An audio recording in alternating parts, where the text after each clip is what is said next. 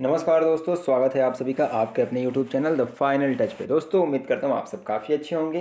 तो आज के इस वीडियो में हम बात करेंगे ICMR असिस्टेंट के लिए मैथ्स के ऐसे क्वेश्चन जो कि आपके एग्जाम में दिख सकते हैं। ठीक है दोस्तों, ये सारे एक्सपेक्टेड क्वेश्चन हैं और ऐसे ही क्वेश्चन मोस्ट प्रोबेबल आपके एग्जाम में दिखेंगे। ठीक है, चलिए देखते हैं वीडियो। दोस्तों वीडियो स्टार्ट करने से पहले अगर आप अभी चैनल पर नए हो तो चैनल को सब्सक्राइब कर लेना और बेल आइकन जरूर प्रेस कर लेना ताकि आपको हमारे वीडियो का नोटिफिकेशन तुरंत के तुरंत मिल जाए। ठीक है, चलिए देखते हैं हमारा आज का पहला क्वेश्चन। दोस्तों हमारा टेलीग्राम चैनल जरूर ज्वाइन कर लीजिएगा ताकि आपको सारे पीडीएफ्स इंपॉर्टेंट जो आपके एग्जाम रिलेटेड होते हैं वो सारे के सारे आपको मिलते रहें। ठीक है, और आपको इस वीडियो की पीडीएफ चाहिए तो आप टेलीग्राम चैनल से जा करके ले सकते हैं। ठीक है, चलिए देखते हैं पहला क्वेश्चन। दोस्तों first question is the area of a semi circle is 77 centimetre, calculate its perimeter. काफ़ी आसान सवाल है, देखते हैं कैसे होगा ये। सबसे पहली बात कि सेमी सर्कल जो होता है उसका एरिया कितना होता है, तो उसका एरिया होता है सेमी सर्कल का पाई आर स्क्वायर बाई 2। ठीक है, ये होता है सेमी सर्कल का एरिया। ओके, सेमी सर्कल कुछ ऐसा दिखता है।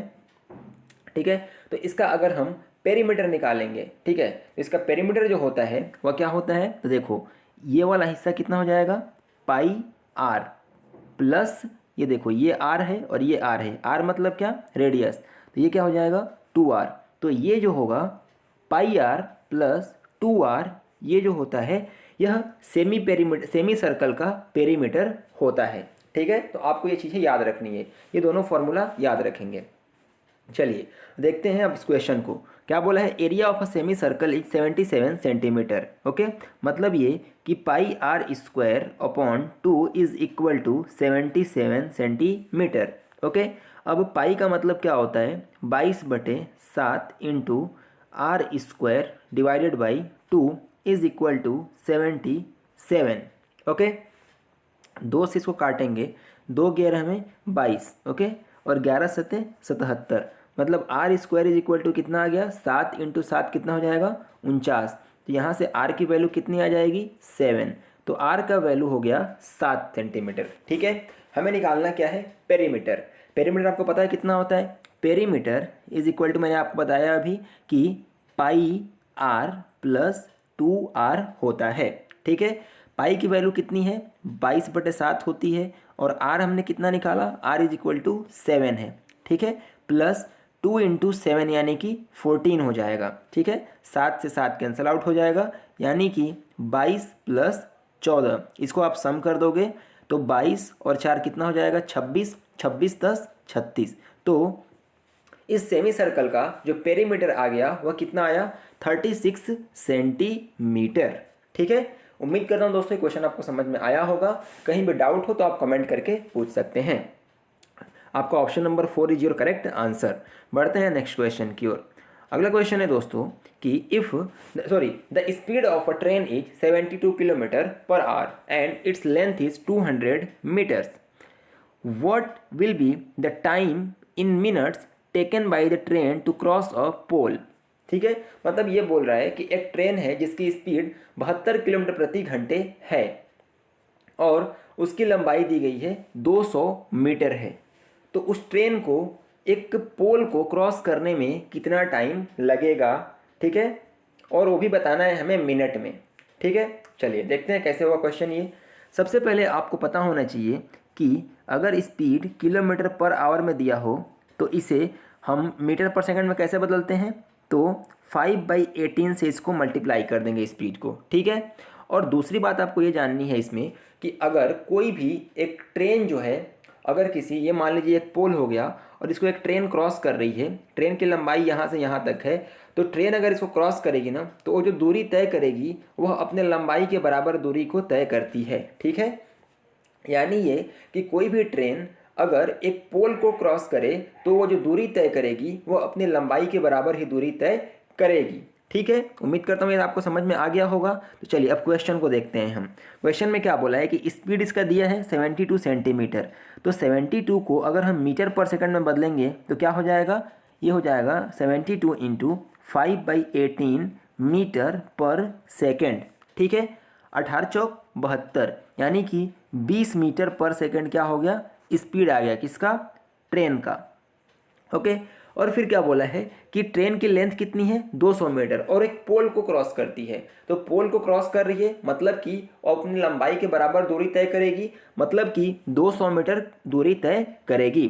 तो हम अब निकालेंगे ये हमने ये क्या निकाला, स्पीड निकाला। ठीक है, हमें क्या निकालना है, टाइम निकालना है। तो स्पीड इज इक्वल टू होता है डिस्टेंस अपॉन टाइम। हमें निकालना क्या है, टाइम, यानी T is equal to distance upon speed. Okay, distance कितना है 200 मीटर, क्योंकि ट्रेन अपने लंबाई के बराबर दूरी तय करेगी और स्पीड कितनी है उसकी 200 मीटर पर सेकेंड, और ये है 200 मीटर। 200 से 200 जो है 20 से कितनी बार में कैंसिल आउट होगा, 10 टाइम्स में। तो ओके, मीटर से मीटर कैंसिल आउट हो गया, यानी कि 10 सेकंड में क्या करेगी ट्रेन जो है उसको क्रॉस कर ले जाएगी। उस पोल को ट्रेन जो है 10 सेकंड में क्रॉस करेगी। लेकिन हमारा आंसर 10 नहीं होगा, हमें क्या निकालना है कि मिनट में वो टाइम कितना होगा। ठीक है, तो आपको पता है कि 1 मिनट में कितना होता है 60 सेकंड होता है ना, यानी 60 सेकंड में कितना होता है 1 मिनट होता है। तो 60 सेकंड में अगर 1 मिनट होता है तो 1 सेकंड में कितना हो जाएगा 1/60 मिनट। तो आपसे अगर मैं बोलूं कि 10 सेकंड में कितना हो जाएगा तो 10/60 मिनट होगा, जो कि अल्टीमेटली कितना बन जाएगा 1/6 मिनट बन जाएगा। ठीक है दोस्तों, तो उम्मीद करता हूँ क्वेश्चन आपको समझ में आ गया होगा। बढ़ते हैं अगले क्वेश्चन की तरफ। अगला क्वेश्चन है कि a sum of ₹15,000 is lent at compound interest compounded annually at an interest rate of 20% per annum. If the interest is compounded half yearly, then how much more interest will be obtained in 1 year? ठीक है, काफ़ी अच्छा सवाल है। देखो, मैंने आपको बताया है, ये तो पहले एक क्या बोला है कि 1 साल में, तो अगर 20% का रेट है तो 1 साल में ब्याज कितना मिलेगा 20% ही मिलेगा। ठीक है, उसके बाद अगर ये क्या हो जाएगा कि आधे साल में ब्याज कंपाउंडेड होगा। अगर 1 साल में जो रेट है वो 20% है और हमें उसे आधे साल पे काउंट करना है, तो जो ब्याज की दर हो जाएगी वह कितनी हो जाएगी 20/2, यानी कि 10% पर 10% क्या हो जाएगा रेट हो जाएगा हाफ ईयर के लिए। ठीक है, और हाफ ईयर अगर क्या है कंपाउंडिंग पीरियड हमारा है ना, जिसमें चक्रवृद्धि ब्याज लेना है हमें, और पूरे 1 साल की बात की जाए तो कितने कंपाउंडिंग पीरियड होंगे 2 कंपाउंडिंग पीरियड होंगे। तो यहाँ पे हम क्या करेंगे कि इसको 2 हिस्सों में डिवाइड कर लेंगे। क्लियर। उसके बाद अब देखो यहाँ पे क्या हुआ कि हमने इसको 2 हिस्सों में डिवाइड कर लिया, तो क्या होगा पहले कंपाउंडिंग पीरियड में यहाँ पे 10% क्या मिलेगा हमें ब्याज मिलेगा, दूसरे कंपाउंडिंग पीरियड में 10% ब्याज मिलेगा। लेकिन फिर क्या होता है कि ये जो पहला कंपाउंडिंग पीरियड है, जब सेकंड कंपाउंडिंग पीरियड में हम आते हैं तो पहले कंपाउंडिंग पीरियड में जो ब्याज हमें 10% का मिलता है, उस ब्याज पे और 10% क्या मिलेगा हमें ब्याज मिलेगा। ठीक है, इस 10% पे और 10% का ब्याज हमें मिलेगा। तो 10 का 10% कितना होता है, 10 का 10% जो होता है वह कितना होता है 1 होता है। ठीक है, तो ये जो हमने जब 6 महीने पे ब्याज का गणना किया तो हमें कुल मिला के ब्याज कितना मिला 10, 10, 20 और एक 21% मिला। और पहले में कितना मिलता था हमें, अगर 1 साल पे करते थे तो 20% मिलता था। मतलब क्या हुआ कि देखो 20% यहाँ का और 20% यहाँ का कैंसल आउट हो जाएगा और अल्टीमेटली कितना बचेगा 1% बचेगा, यानी कि जो ब्याज का डिफरेंस आएगा दोनों में 1% का आएगा। और ये 1% किसका है, ये 1% है 15,000 रुपये का, जो हमारा मूलधन है। ठीक है, मतलब अगर आप 15,000 का 1% निकालोगे तो कितना हो जाएगा, 15,000 का 10% होता है 1500 और 1% कितना हो जाएगा 150 हो जाएगा। तो आपका आंसर कितना हो जाएगा ऑप्शन नंबर 2 150 रुपये। ठीक है, काफ़ी आसान सा सवाल था, उम्मीद करता हूँ समझ में आया होगा। कुछ भी नहीं करना था, पहले 20% दिया था तो आपने 1 साल का निकाल लिया कि भाई 20% ब्याज हमें मिलेगा। उसके बाद क्या बोला है कि हाफ ईयरली कंपाउंडेड होगा, यानी कि ब्याज की रेट कितनी हो जाएगी 10% हो जाएगी। तो ब्याज की रेट अगर 10% हो गई और 1 साल की बात की जाए 6 माही के हिसाब से तो 2 कंपाउंडिंग पीरियड हो जाएगा, ये 10% का ये 10% का। और चक्रवृद्धि ब्याज में क्या होता है कि ब्याज पे भी ब्याज मिलता है, मतलब कि इस 10 पे 10% का ब्याज मिलेगा और 10 का 10% कितना हो जाता है 1 हो जाता है। तो यहाँ पे 10 और 10 20 और ये 20 कैंसिल आउट हो जाएंगे, 1% एक्स्ट्रा ब्याज मिलेगा जो कि 15% का 1% निकाल देंगे। ठीक है, तो 150 हो जाएगा। कोई भी डाउट हो कमेंट करके आप पूछ सकते हो। बढ़ते हैं नेक्स्ट क्वेश्चन की तरफ। अगला क्वेश्चन दोस्तों दिया है कि the measure of an angle of a regular polygon is 160 degree. How many side does the polygon have. बोला ये है कि एक रेगुलर पॉलीगन है ना, उसका जो एंगल है वो कितना है 160 डिग्री है। ठीक है, उसका एक एंगल जो है वह 160 डिग्री है, interior angle. How many side does the polygon है, पॉलीगन के कुल मिला के कितनी साइड्स हैं। ठीक है दोस्तों, इसका एक फॉर्मूला होता है कि अगर किसी एक पॉलीगन का इंटीरियर एंगल यानी कि जो एक रेगुलर पॉलीगन जो होगा उसमें क्या होगा, सारे इंटीरियर एंगल क्या होंगे, बराबर होंगे। और रेगुलर पॉलीगन के एक इंटीरियर एंगल का जो मान होता है, जो वैल्यू होती है, वो क्या होती है n-2 इंटू 180 अपॉन n। ठीक है, ये एक इंटीरियर एंगल का क्या होता है, वैल्यू होता है ना। तो ये बराबर कितना दिया है 160 के। इसको हम सॉल्व करेंगे तो 20 वट है 160 और 20 नवा 180, ये जाएगा तो 8n is equal to 9n minus 18। Okay, यहाँ से सॉल्व कर लेंगे तो 9n minus 8n is equal to कितना हो जाएगा, 9n minus 8n is equal to हो जाएगा n is equal to 18। Okay, जहाँ पे n क्या है, n जो है नंबर ऑफ साइड्स है, यानी कुल कितने उसमें साइड्स होंगे वह हमने निकाल दिया कि क्या होगा 18। आपको ये फॉर्मूला याद रखना है, मैं कुछ फॉर्मूला भी बताऊंगा उसको आप नोट कर लीजिएगा। ठीक है, यानी ऑप्शन आपका ऑप्शन नंबर 1 हो जाएगा। ठीक है, चलिए मैं आपको फॉर्मूला बताता हूँ। अगर आपको बोले कि एक रेगुलर पॉलीगन है और उसके सारे इंटीरियर एंगल का सम कितना होगा, है ना, और रेगुलर पॉलीगन का मान लो कि साइड कितना है, साइड n साइड्स है उसमें। ओके, और दोस्तों आपको याद रखना है कि रेगुलर पॉलीगन जो होगा उसमें सारे इंटीरियर एंगल जो होते हैं वो क्या होते हैं, इक्वल होते हैं। ठीक है, और अगर उसकी साइड n है और बोले कि इंटीरियर एंगल का सम कितना होगा तो होता है n-2 इंटू 180 डिग्री। ओके, और बोले कि ईच इंटीरियर एंगल कितने का होगा तो उसको n से डिवाइड कर देंगे। ठीक है, ईच इंटीरियर एंगल का सम होता है वह n-2 इंटू 180 अपॉन n होता है। अगर बोले कि जो एक्सटीरियर एंगल होते हैं उनका सम कितना होगा तो होता है 360 डिग्री। ओके, और बोले कि ईच एक्सटीरियर एंगल का मेजर कितना हो जाएगा तो हो जाएगा 360 डिग्री अपॉन n कर देंगे। ठीक है, तो ये एक्सटीरियर एंगल आ जाएगा और ये क्या है, इंटीरियर एंगल जो होगा, ईच इंटीरियर एंगल उसका मेजरमेंट आ गया और ये एक्सटीरियर एंगल का आ गया। और वहीं आपसे अगर पूछ दे कि डायगोनल कितने होंगे, कुल मिला के विकर्णों की संख्या कितनी होगी तो होता है n इंटू n-3/2। ये टोटल नंबर ऑफ क्या आ जाएंगे, डायगोनल आ जाएंगे। यानी कि एक रेगुलर पॉलीगन में टोटल डायगोनल कितने होते हैं वो अगर आपको निकालना हो तो होता है dn is equal to n into n-3/2। ठीक है, तो ये तीनों चारों फॉर्मूला आप नोट कर लीजिए, आपको इसको याद रखना है। ठीक है, चलिए बढ़ते हैं नेक्स्ट क्वेश्चन की ओर। अगला क्वेश्चन है कि price of a sewing machine, if VAT is charged at the rate of 8%, then the amount to be paid to buy the sewing machine, a discount of 5% is offered on the marked price of a sewing machine. If VAT is charged at the rate of 8%, then the amount to be paid to buy the sewing machine marked at 12,500 rupees. ठीक है, देखो क्या बोला है कि एक सिलाई machine है, उस पर 12,500 रुपये क्या होता है, मार्क प्राइस है उसका। ठीक है, यानी जो लिस्ट प्राइस है, अंकित मूल्य है, 12,500 रुपये है और उस पर 5% का डिस्काउंट दिया जाता है और 8% क्या लगता है, वैट यानी कि वैल्यू एडेड टैक्स लगता है। ठीक है, तो उस पर कुल मिलाकर के उसका रेट कितना हो जाएगा। ठीक है, आपसे क्वेश्चन में ये चीज़ें पूछी जा रही हैं, चलिए इसको सॉल्व करते हैं। सबसे पहले आपको पता होना चाहिए कि जो डिस्काउंट मिलता है वो हमेशा मार्क प्राइस में मिलता है और जो वैट लगता है वो हमेशा किस पे लगता है, जो फाइनल सेलिंग प्राइस होगा उस पर वैट लगता है। ठीक है, तो हम सबसे पहले निकालेंगे कि डिस्काउंट देने के बाद इसका रेट कितना हो जाएगा। ठीक है, डिस्काउंट देने के बाद इसका रेट कितना हो जाएगा, तो मार्क प्राइस दिया है 12,500 रुपये। ठीक है, 12,500 पे हमें 5% डिस्काउंट देना है। 12,500 का 10% कितना हो जाएगा, 1250 हो जाएगा। हमें 5% निकालना है, यानी इसका आधा कर दो, कितना हो जाएगा, 2 6 12, 2 दूनी 4, 2 पंजे 10। यानी कि इसमें से आप पहले क्या करो कि 625 रुपये माइनस कर दो। कितना आ गया, 10 में से 5 गया 5, यहाँ आ गया 8 में से 9 में से 2 गया 7 और यहाँ क्या बचा, 14 में से 6 गया 8 और यहाँ 1 1, 11,875 आ गया।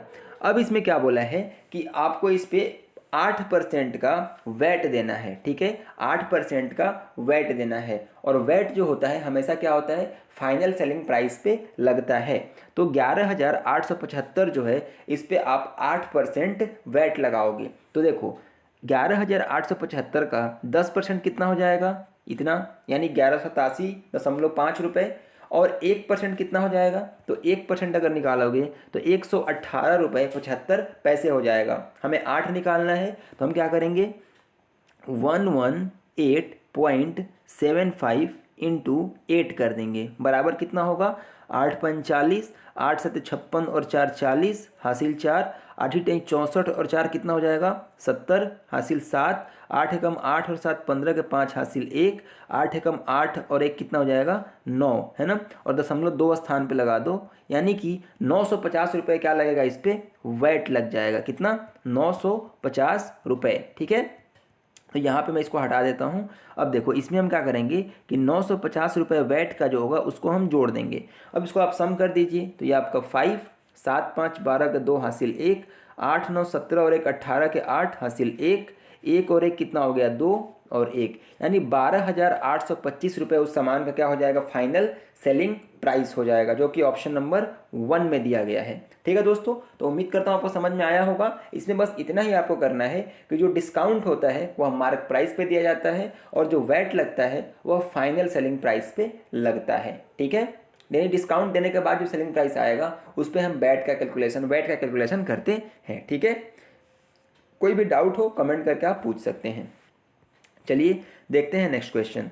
अगला क्वेश्चन है कि the area of a rhombus is 21 centimetre if one of the diagonal is 6 centimetre then the other diagonal is. काफ़ी आसान सवाल है। देखो क्या है कि जो डायगोनल होता है, जो एक डायगोनल होता है, जो एक रोम्बस होता है, अगर उसका डायगोनल दिए हों, है ना, एक रोम्बस में 2 डायगोनल होते हैं D1 और D2, और अगर ये दिए हुए हों तो उसका जो एरिया होता है वह होता है 1/2 इंटू D1 D2। ठीक है, ये याद रखना आप।